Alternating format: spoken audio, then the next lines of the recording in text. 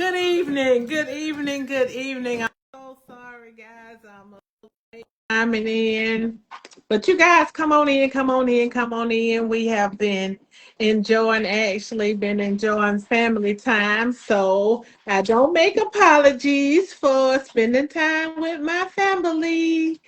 So y'all just come on in and just let me know that you're here. Let me know that you're with us on the air. And just give me a hello when you log in. Tell me hello. Let me know that you're here, and also please like and share the video. Like and share the video when you come in. So come on in, guys. We have a important discussion tonight, and so I want everyone to be a part of this discussion. And please like and share the video so we can have as many people as possible engaged in this conversation. Hello, Duchess. I see you out there. I see you out there, and I see you over there in that kitchen. You and I there laughing, trying to make me laugh, but I'm not going to take the bait. I'm not going to take the bait. Oh, so you guys come on in and join us. Come on in and join us tonight. So come on in, guys. Okay. Hi, Duchess.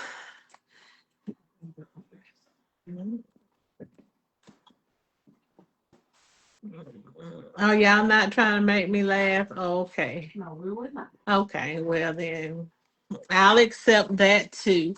Guys, come on in and join us. Let me know that you're here with us when you join in. Let me know that you are on the air with us. We're going to get started in just a moment. I was a few moments late because I was having a few more technical difficulties, but now I'm here, and so we're going to get started on this important conversation. Don't pay any attention to the um, tearing of aluminum foil. That is just people trying to make them some plates. So don't even worry about it. Don't even worry about the tearing of the aluminum foil. So, how's everybody doing today? Did everybody have a good Valentine's Day?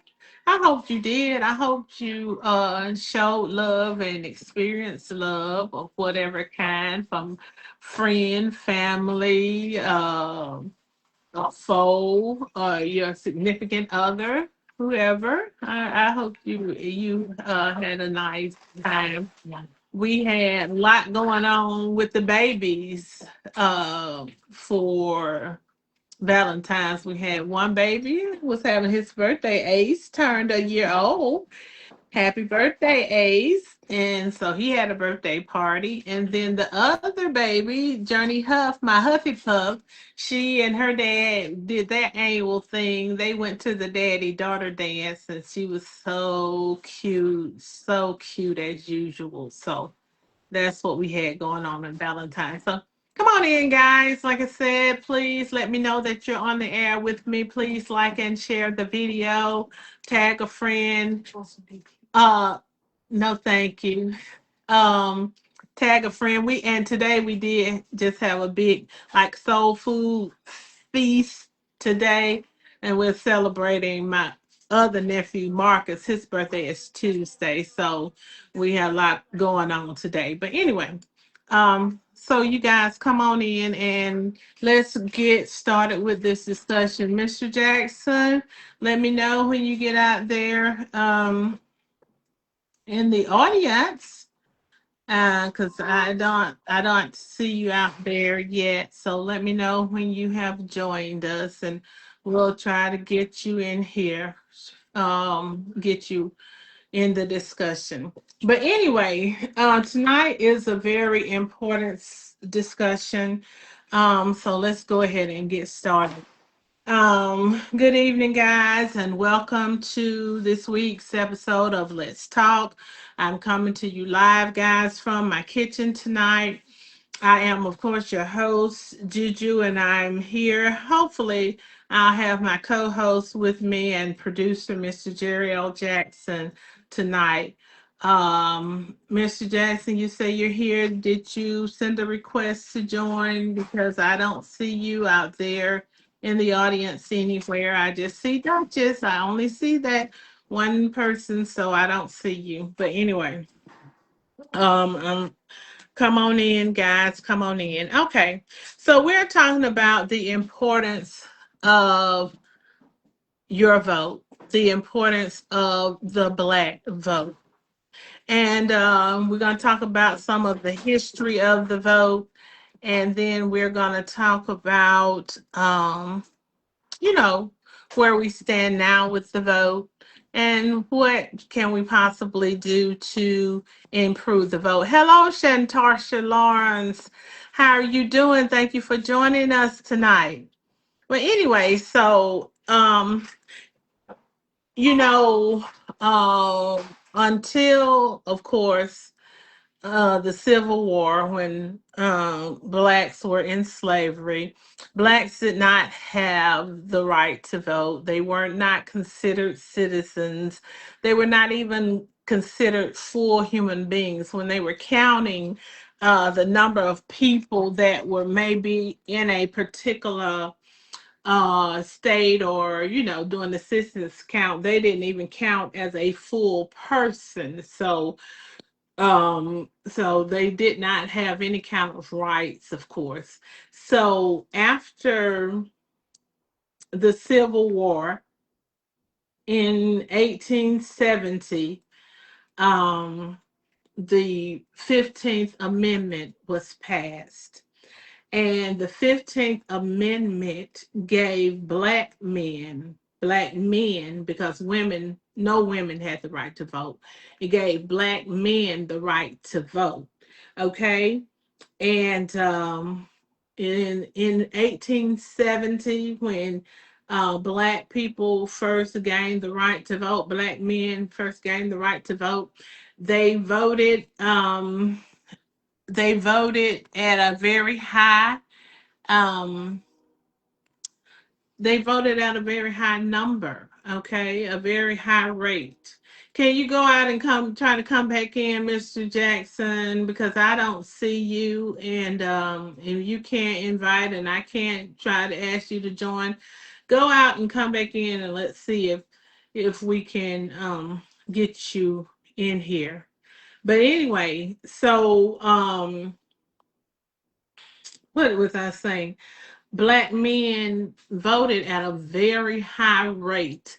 They voted at 80%. 80% of eligible voters, black men, they were very excited about their right to vote. They were very eager to exercise their right to vote, and they did it at a very high percentage. And that was at 80, about 80% of eligible black men voted. And because of that participation, hey Jasmine, how are you doing? Thank you for joining. But anyway, so they participate at a very high rate, and they were very excited about their newfound rights and abilities. And this was a period of Reconstruction, which lasted from about 1870 to 1877. At that time, black men were exercising their right to vote in very high numbers. And so during that period of time, 22 black men were elected to Congress, and a lot of the black men that were elected to Congress came from states like Mississippi, southern states, where the number of black men and the black population was very high. And this lasted, like I said, from 1870 to 1877.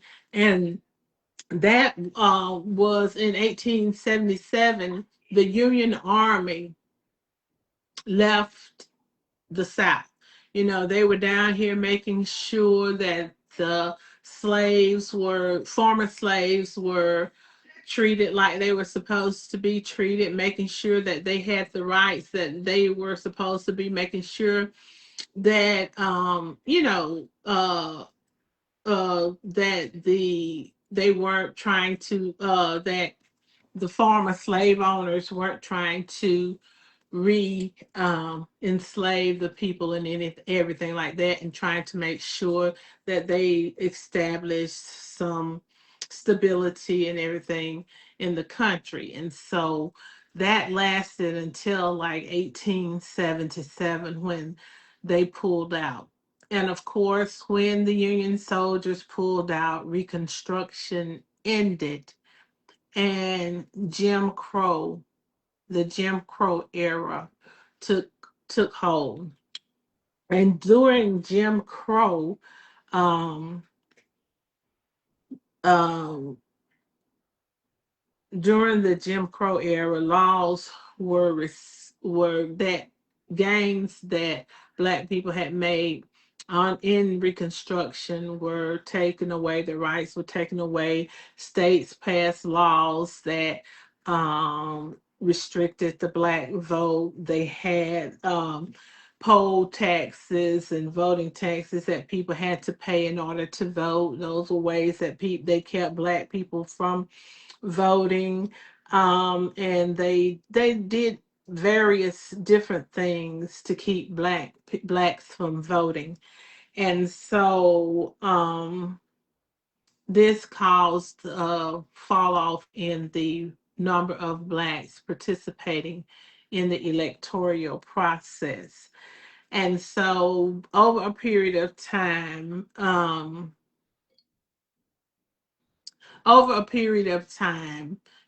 things changed. We had the civil rights movement, and we had the passage of the 24th Amendment and passage of the Voters' Rights Act and all of that.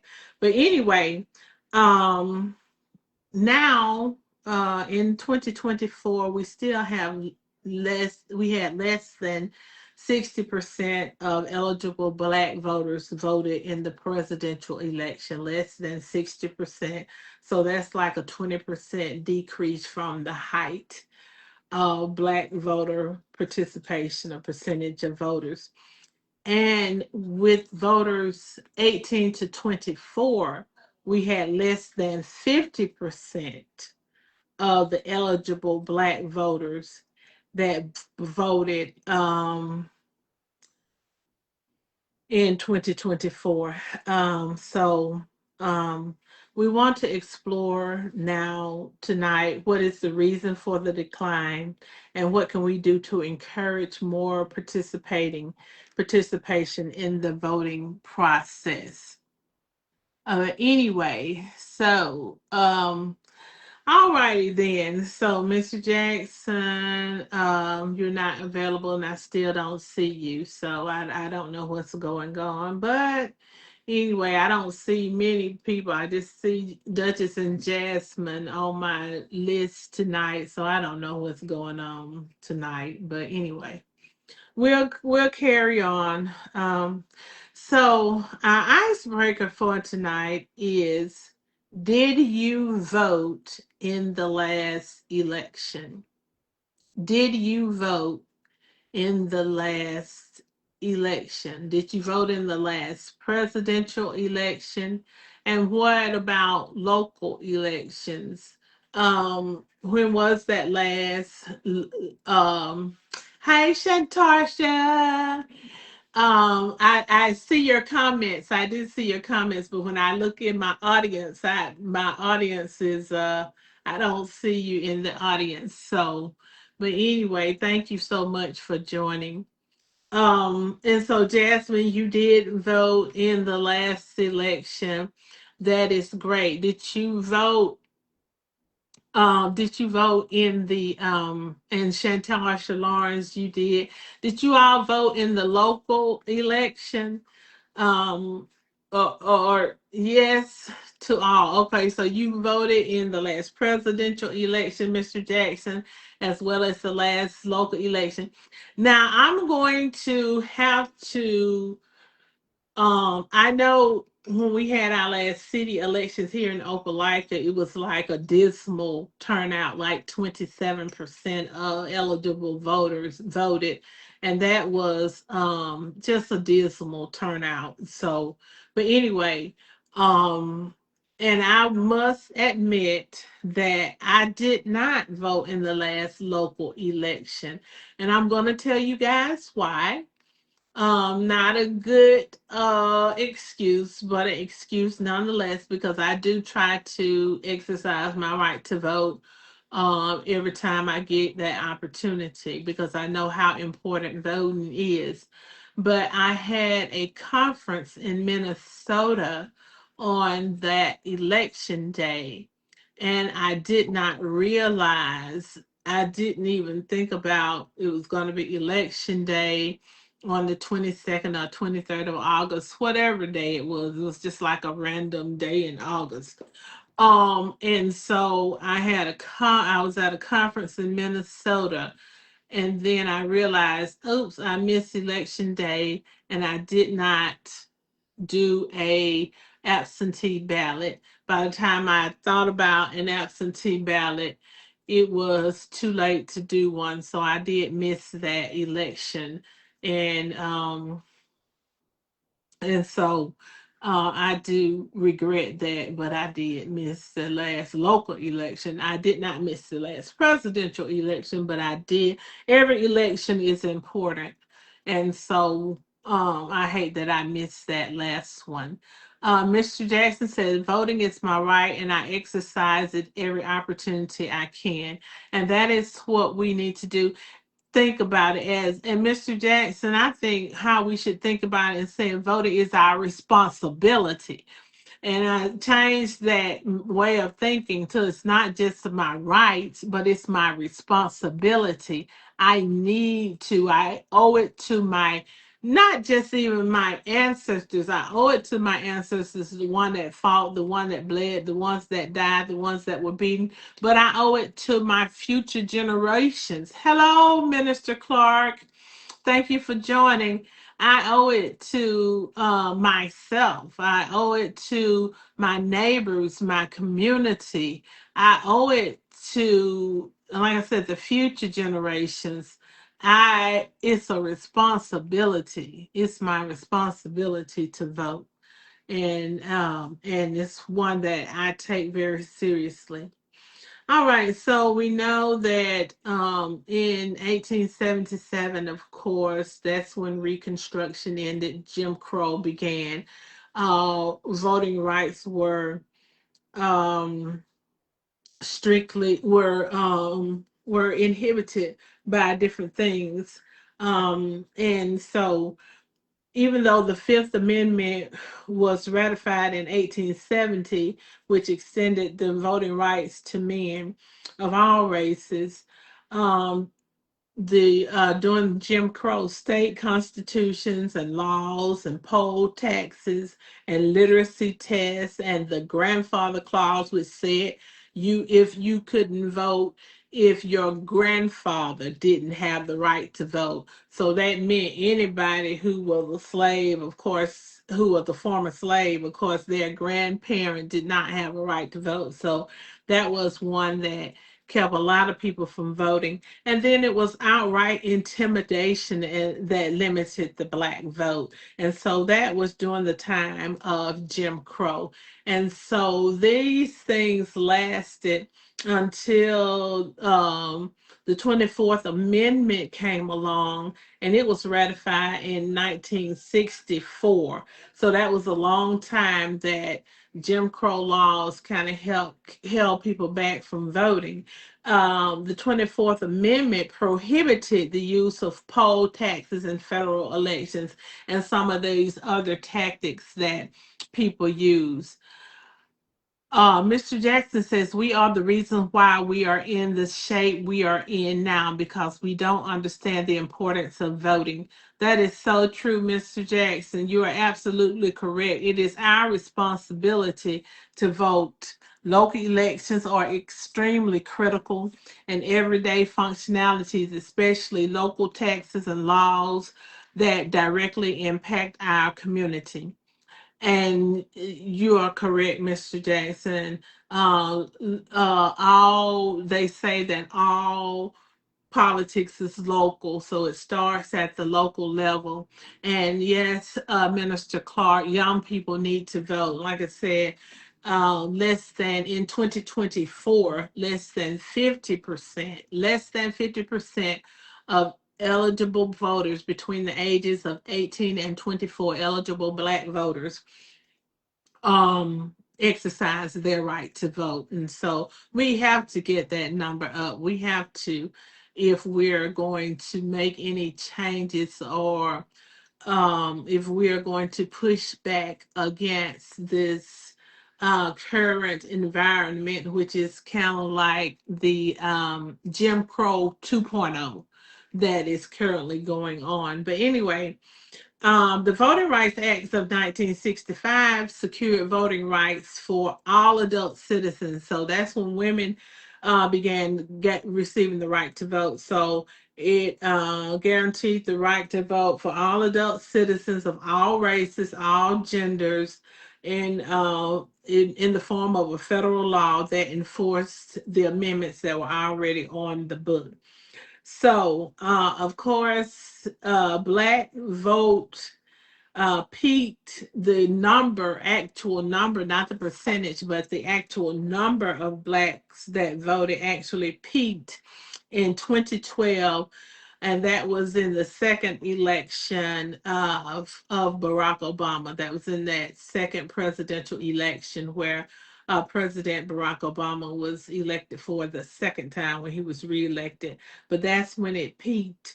But right now it is always right in that 55 to 60% range. And we got to get that number up, guys. We got to get that number up. We're out, for the most part, we're hovering right around 60% um, of eligible voters voting.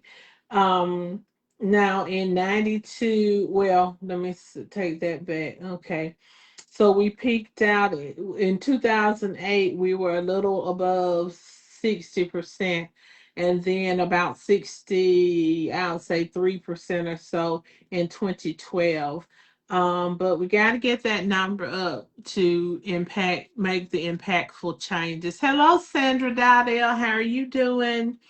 All righty, so let's just talk. Let's talk about this because this is something that we need to talk about.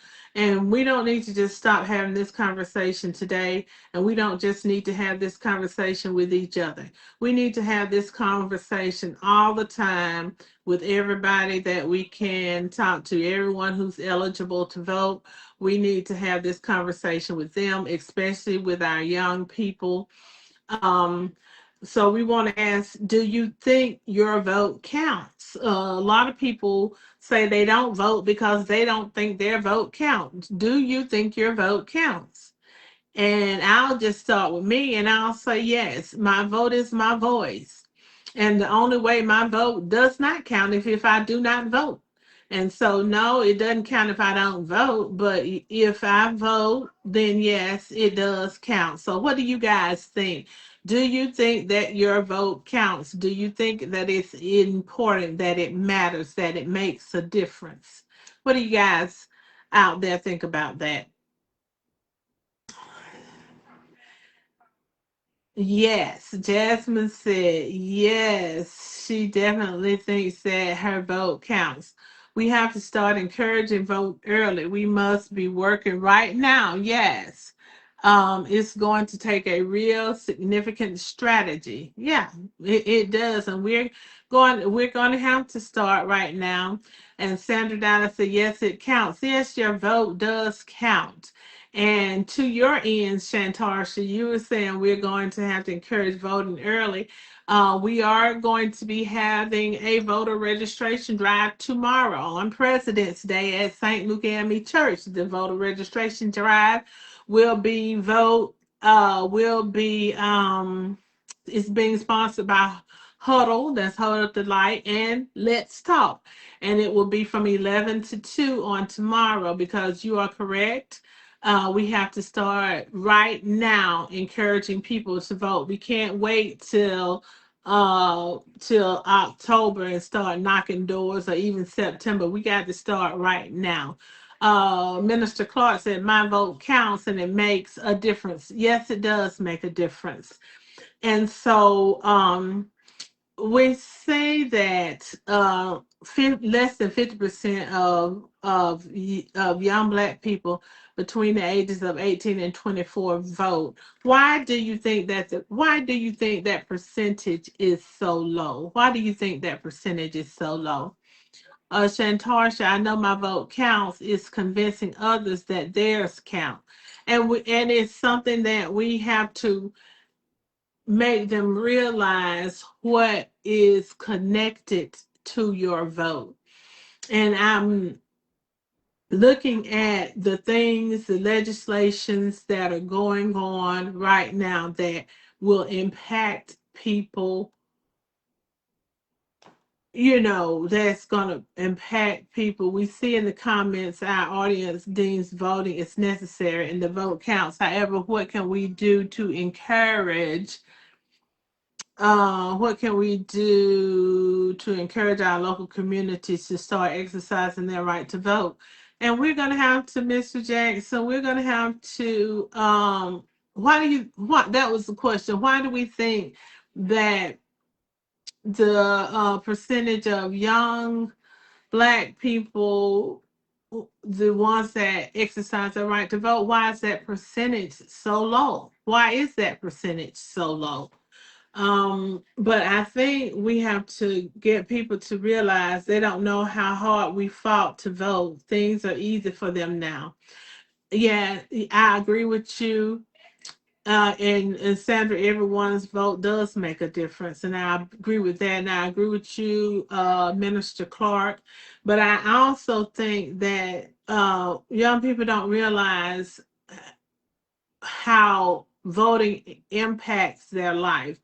I was having a discussion with some young people just the other day, and they were saying, "Yeah, we vote, but our friends don't vote, and they don't vote, and they wear it like a badge of honor. Like, no, I don't vote. I don't vote. Like it's a good thing that they don't vote." Um, but we have to realize that the things that we think are guaranteed, they're not guaranteed. If you have programs that um government programs, those things can be taken away from us. You don't have a right to things. So let's just say if your child is in Head Start, that is one program that they're trying to cut out, and they have cut some funding to. SNAP, that's a big one. Food assistance, that's a really big one. Okay, because right now, as a result of the legislature that we have and the one big beautiful bill, um, states are going to be required to pay starting in 2028. They're going to be required to pay a a greater portion of the SNAP benefit and the SNAP administration. Which, let's just say, in Alabama right now, SNAP, uh, with the situation as it exists now, the state would have to pay an additional $200 million. Alabama. In Florida, it's $1 billion. Now, the fact of the matter is, states are not required to conduct a food assistance program. Let me say that one more time to you guys, because some people don't realize that states are not, they're not required to have a SNAP program. They do so because we have had, governments that have saw these social safety nets as important, but now we have a government that doesn't see these social safety nets as important. They see them as people, lazy people, get living off the government. That is just the reality. And so when they're telling states, okay, you got to come up, Alabama, with an additional $200 million if you want to keep running this program. And if Alabama doesn't have an additional $200 million, what's going to happen? Either A, they'll reduce the amount of benefits that you receive if you're lucky, or B, they'll cut out the program totally. And I can guarantee you that there are people right now, guys, that are hoping in the federal government that have passed this one big beautiful bill. They're hoping Alabama can't afford that $200 million. Florida can't afford that $1 billion, and other states can't afford whatever that they're going to be, the additional monies they're going to have to pay. So what? They'll cut out that program, and there's nothing. If they decide they don't have the funding for that program and they cut it out, there's absolutely nothing a citizen can do, because you are not entitled. And I want you to understand that you're not entitled to these benefits. And this is all a result of voting. And we talked and talked and talked and talked till we were blue in the face about Project 2025. In Project 2025, these entitlement programs, these safety nets, they want to do away with them. And this is part of what this administration is enacting on. So let us look at some of the comments. Talk to them and speak up, answer their questions, and get the conversation going. And that's right. We have to be able to be knowledgeable enough about what's going on, and we have to talk, and we can't be afraid, and we have to talk and keep on talking, keep on telling. Laura says, "Hey, cousin, our current president says he's thinking about signing an executive order that states we must have a passport or birth certificate in order to vote in November. He's already planting seeds to cheat. Do I think my vote counts? I'm just not sure, but I will continue to vote."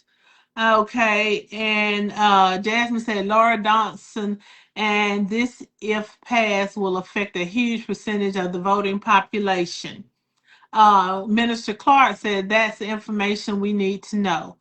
Yeah, that's what we need to know, and that's the information we need to share.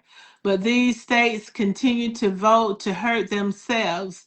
Yes, but Mr. Jackson,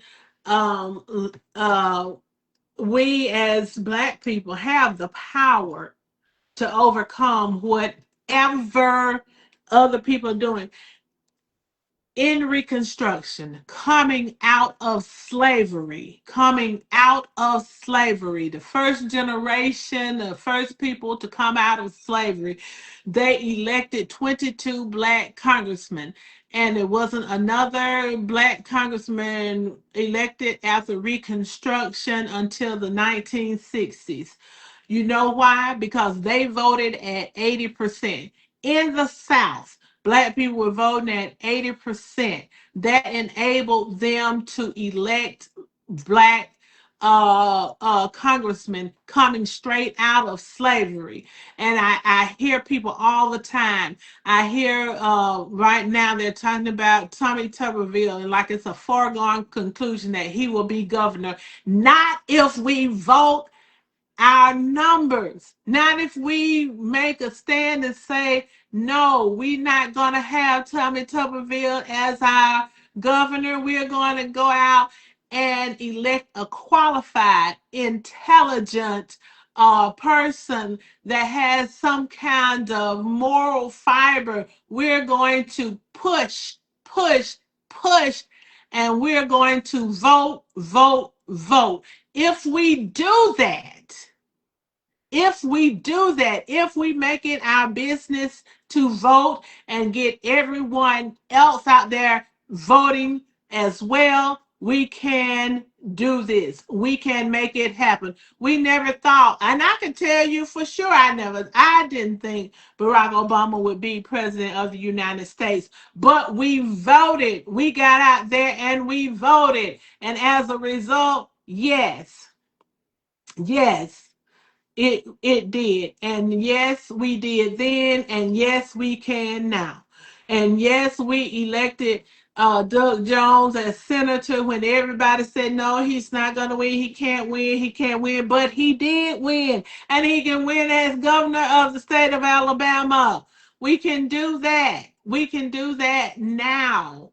So but we have got to get out and vote, and we got to let people realize your honor is in voting, not to say, nah, I don't vote, my vote don't count, or I don't have time for that, or I don't do whatever. And even if you have had a felony and you lost your right to vote, we can get that restored um if you have completed all your parole and probation and you've paid all your fines and you don't owe any court costs or any restitution, we can get your voting rights restored. Come by the restoration and voter registration drive tomorrow at St. Luke AME Church on 1308 Auburn Street, and we're going to get you started with that paperwork so that in November you can exercise your right to vote. Okay? All right. Minister Clark says Black people don't know the power we have. And we have a power if we are willing to work together and we use what we have. We are in a system, uh we are part of a system now where we have much more power than our ancestors had. They did so much more with so much less than we have right now. And so if they did it, yeah, we can do it. If coming out of slavery, they elected 22 Black congressmen, of course we can elect Black congressmen, and we can elect the people who are looking out for our best interests, and the governors that's going to be looking out for our best interests. Of course we can. Of course we can. But we have to be willing to get out and vote. Um, the Bible says faith without work is dead, being alone. Put in the work. Get out there and vote. And encourage someone else to vote. And you don't have to have a big platform. I don't have a big platform, but do what you can. Do what you can. And you don't have to be on Facebook Live, but you can post, or you can share a post, or you can tell your neighbor, ask them if they're registered. You can talk to a young person that you see at the barber shop or at the beauty shop, and or in the grocery store or at church. Are you registered to vote? Make sure you're getting out there and voting. You can ask an elderly person, are you voting? Do you need a absentee ballot? I can help you fill out the paperwork to get one, mail it in. You can do something. Everybody may not be able to do the same thing, but all of us need to do something. Everybody online tonight, everybody who sees this video, whenever need to make a commitment to do something to encourage the Black vote in 2026, because we are in a fight, because they're not only are they not trying to give us greater rights and help us to achieve more, they're trying to claw back the rights that we have, and make sure we do less. All right, so let me go on to the next question because I'm talking. Are Jim Crow like tactics being used today to discourage the Black vote? Do you think Jim Crow like tactics are being used today to discourage the Black votes? Let me look at some of the comments that we have. when we can do it, Althea Thomas said, elect someone other than Tommy Tuberville. We definitely can do it, and we need to do it. We owe ourselves that much. Tommy Tuberville has a reputation in the Senate, and his reputation is he has the reputation of being the dominant senator in the Senate. Do we want that for our governor here in Alabama? That's just a question I'm putting out there. Mr. Jackson says, when black people show up, everything shifts. Election flips, policies change, voices rise. The world feels it when we move. Yes, and we can if we come together and make up in our mind we're gonna do something, we can and get out there and do it, we can do it. The Bible says one can chase 1,000, two, 10,000. We got 8 on this call, or 8 or 9 on this call. So if 2 can chase 10,000, how many can 8 chase? We can make a difference. Laura Johnson said Jasmine Trump knows that, which is why he's probably gonna do that.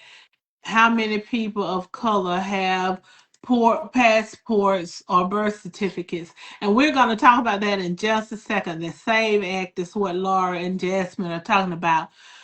With power brings responsibility. We have a responsibility to vote and share our voice. Yes, we definitely have a responsibility. Just Jerry said, even though the current administration is making the requirement to vote difficult, we have to share the word and help those get the proper documentation to be able to vote. And yes, some things are worth fighting for, and your right to vote, because your vote is your voice, and the people you elect determine the policies that are imposed upon you that you have to live under. They create the rules, they create the laws, they create the budgets, they do all of that. When you look at all of the horrific things that were going on in Minnesota,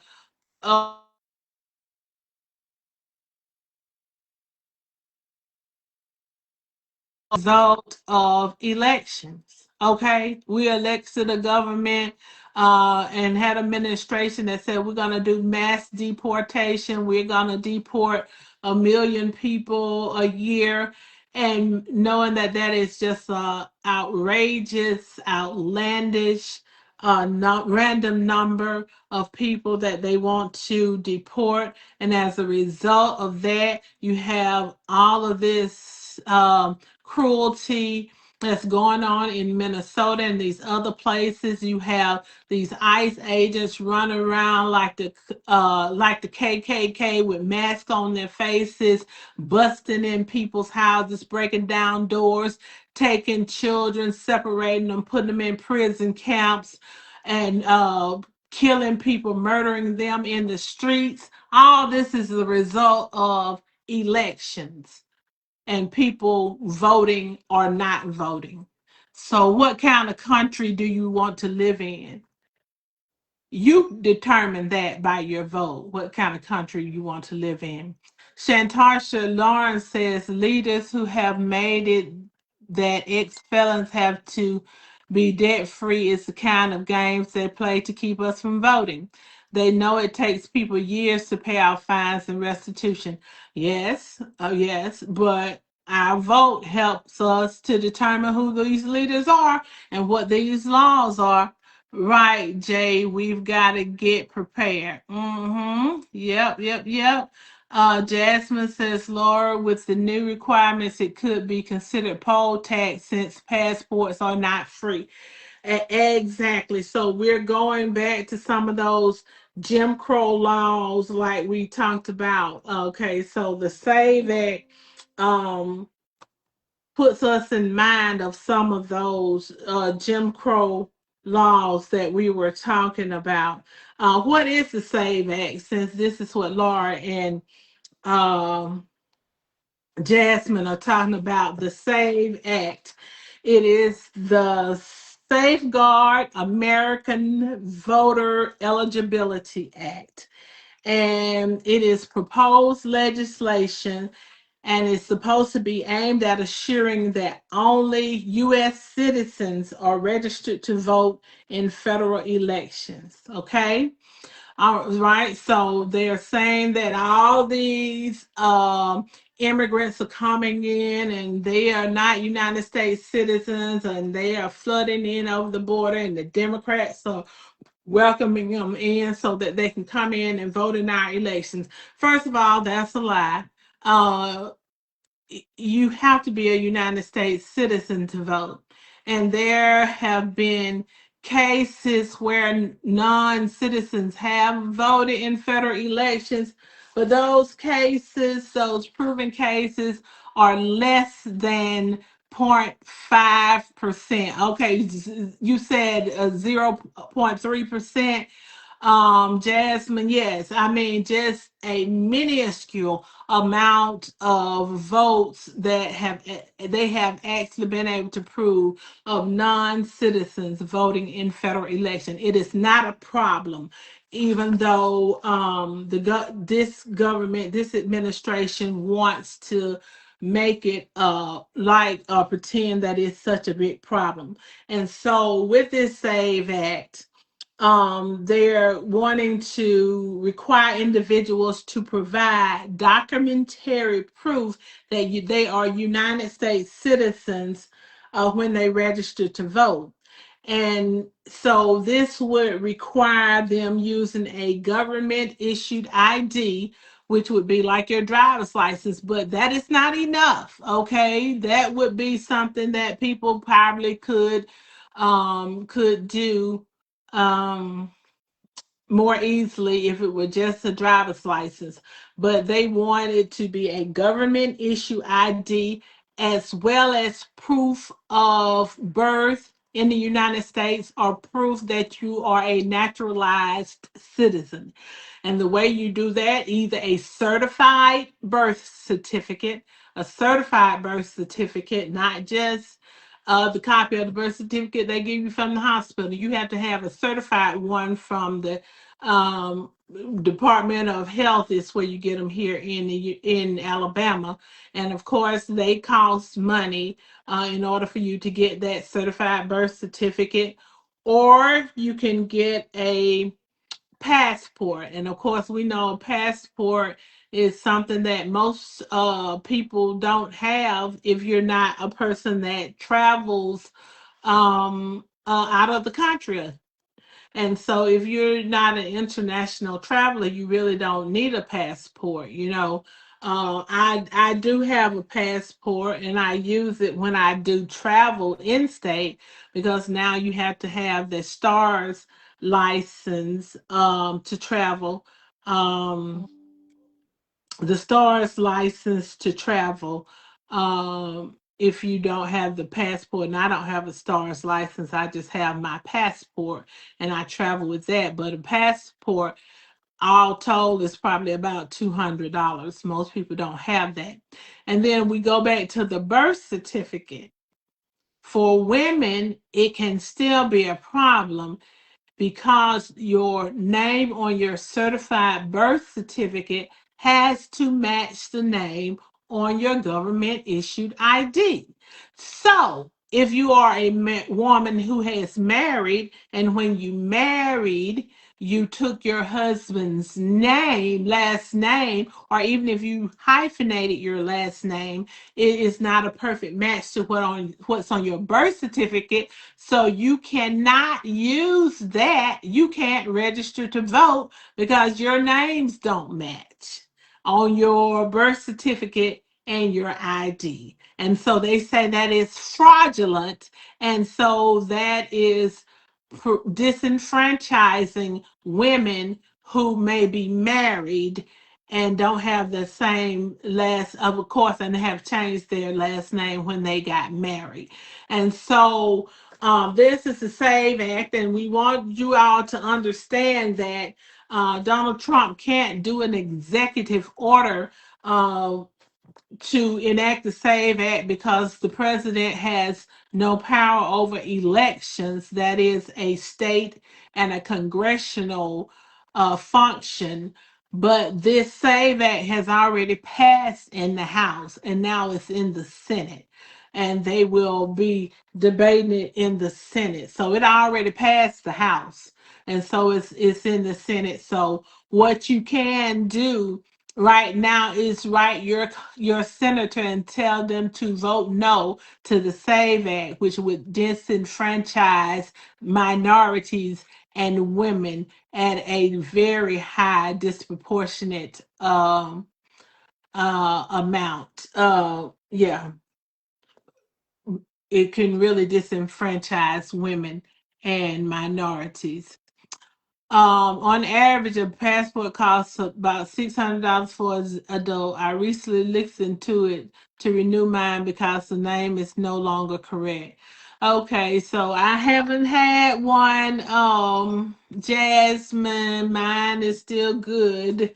So I think it's good for a couple of more years, but I paid about $200 after I got the picture and then actually submitted the and processed the paperwork um to have the passport. So it was about $200, but that's about, like I said, 8 years ago because I probably got about, I think, 2 more years on mine. The House passed the SAVE Act on a narrow vote, 218 to 213. It faces major obstacles in the Senate, where it does not currently have enough support to reach the 60 vote threshold needed to advance. Senate leaders from both parties have indicated the bill is unlikely to pass, with even some Republicans opposing it due to the timing and implementation concerns. Therefore, the SAVE Act is not law at this time. No, the SAVE Act is not law. And like that's what I did say, that it had passed the House already and it was in the Senate and being debated in the Senate. They have not voted on it yet.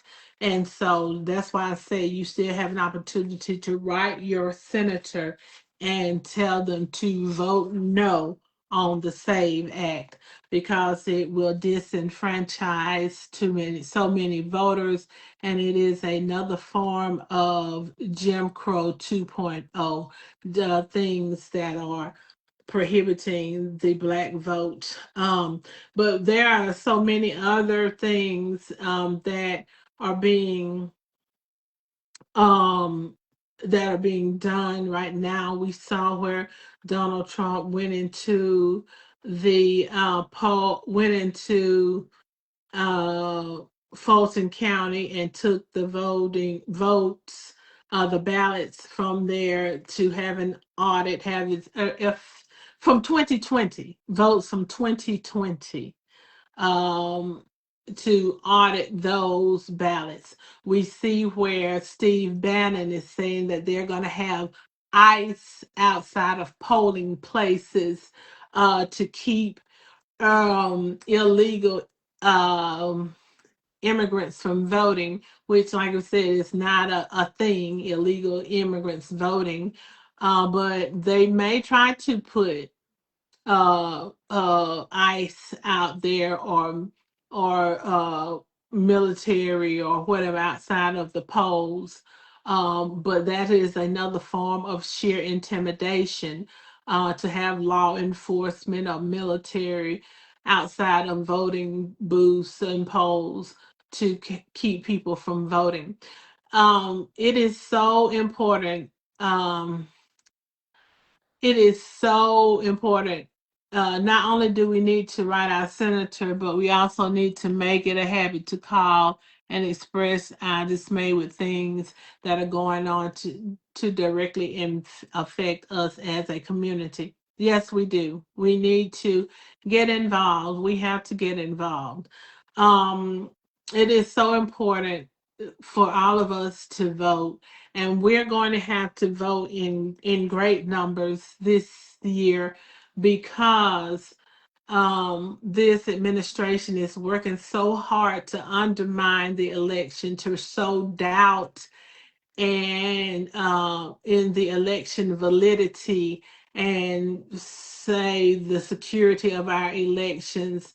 So we are going to have to vote in great numbers right now this year, because we're going to have some large victories, so that they will be undeniable, so that there's be no way they can go back and manipulate the vote, and come up and say, if we disqualify this many votes, we can come up, if I find 1,100 votes, we can't have a margin of 11,000 votes. We have to have much bigger margins, because I can tell you that this administration is going to do everything that they can. They're going to use every tool in the toolbox, every tool in their toolbox, to prevent, um, to help the Congress,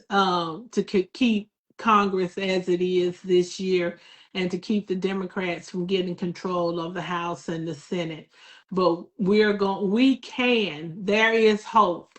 There is hope beyond the break. There is hope, even though they are trying very hard to prevent things from happening, to prevent these votes, to prevent the election, to manipulate the elections. There is hope, and our hope lies within our vote. Okay? Our vote is our voice. So, like I said, do something, anything, whatever you may think it's a small thing, post every day. If you see posts about elections, share. If you know someone who's not registered, encourage them to register. If you know someone who is registered but is not voting, encourage them to vote. You may have to tell them 5, 6, 7, 8, 9, 10 times, but tell them as many times as it takes. And you may have to take somebody to a registration, um, to a place to register. Take them, get them in the car with them, take them, and then get them in the car with you to take them to the voting booth. We have to fight with all we have. We are in the battle for our democracy, and battle for freedom and rights, that are trying to that um this administration is trying to strip away from us. And they have support, with the Supreme Court.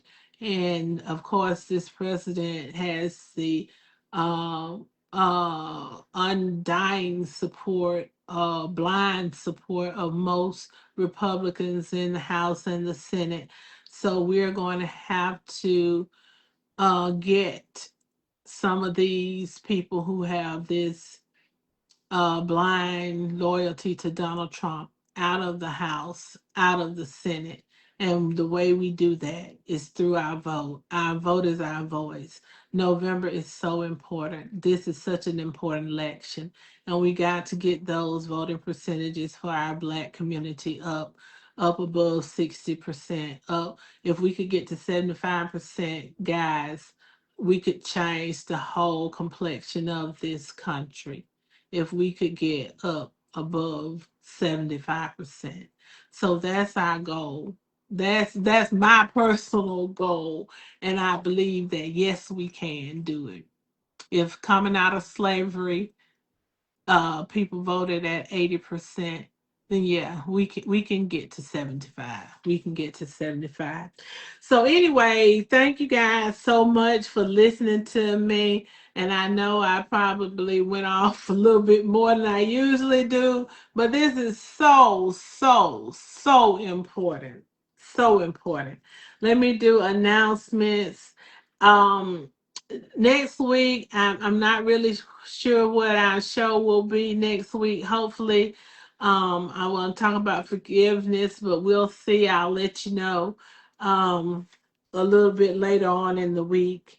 Don't forget, Huddle and Let's Talk. We'll have a voter registration and restoration event Monday, February the 16th. That's tomorrow, from 11 a.m. to 2 p.m. It'll be at St. Luke AME Church in the basement. That's at 1308 Auburn Street, Opelika, Alabama.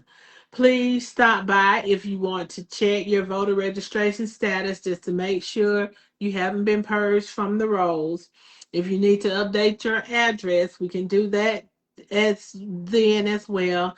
If you need to register to vote, by all means, stop by. If you know anybody who needs to register, send them by. And if you were convicted of a felon and you are a convicted felon and you lost your right to vote and you want to see if you can have those rights restored, stop by. And if you meet all the criteria, we can get those paperwork submitted and get you well on your way to being able to vote in the November election. So please stop by. And if you don't need to do any of that, just stop by to tell us hello. We want to do these voter registration events, a couple this year, um, uh, before the election, to give everyone an opportunity who wants to register to vote, an opportunity to register. March 28th will be the next nationwide No Kings rally. Find the protest near you and get involved. Make your opinion known. We are a democracy and intend to maintain that democracy and are willing to keep fighting for that democracy. So be a part of the No Kings rally on March the 28th. Save the date. St. Luke AME Church presents its annual Juneteenth celebration. It will be Saturday, June 27th, 2026, from 4 o'clock to 7 o'clock p.m.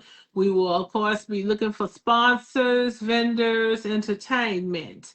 If you're interested in participating this year, contact Joyce Duchess Thomas, Vincent or Jerry L. Jackson, Julia Ardeen Thomas, Althea Thomas, and we will make sure that you are a part of this event, this great annual celebration. This year's theme is Embracing Our Legacy to inspire our future. And so we want to embrace our history, our legacy, our culture, making sure that every Black child knows, youth, young adult knows that it's not a crime to be Black. And there's nothing wrong with your heritage. There's nothing wrong with your culture. There's nothing wrong with your hair, your skin, your lips, your complexion. Nothing wrong with the way you walk, your talk, your dance, your praise. Nothing wrong with being Black, okay? And so we're going to celebrate our culture, celebrate our uniqueness, and inspire our youth while we're doing so. Contact Joyce Duchess Thomas, your independent Mary Kay consultant, for all of your Mary Kay needs. And don't forget to subscribe to Juju's Dollhouse on YouTube. Thank you guys so much for joining me tonight. I am Juju. I'm that mountain moving giant slayer. I'm walking by faith. I'm inspiring hope, and I am showing love all along the way. Until next time, I wish each of you all much love and many blessings. Remember, your vote is your voice. There is hope beyond the break. And the way that we are going to realize that hope is by voting, voting, voting in mass numbers. Good night.